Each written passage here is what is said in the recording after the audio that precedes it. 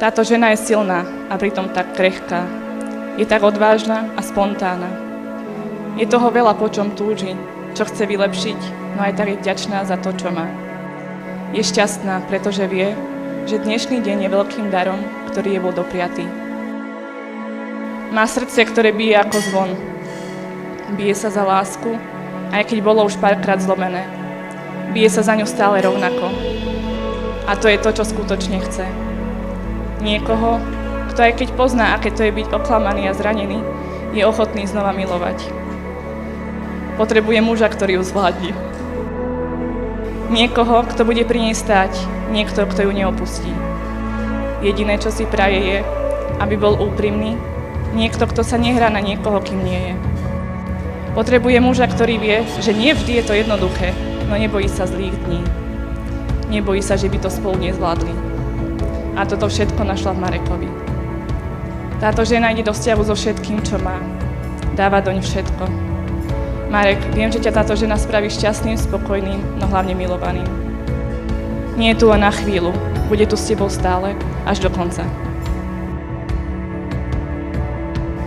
Ivka a Marek, prežili ste si spolu aj ťažké chvíle. No keď vidím, ako vaša láska vždy zvíťazí, ste mi príkladom. Príkladom toho, ako bojovať a nevzdávať sa. Zaslúžite si lásku skutočnú, výnimočnú. Takú, ktorá vás každým dňom bude učiť, aké prirodzené je milovať ešte viac. Takú, ktorá vás bude motivovať k tomu, aby ste na nej pracovali.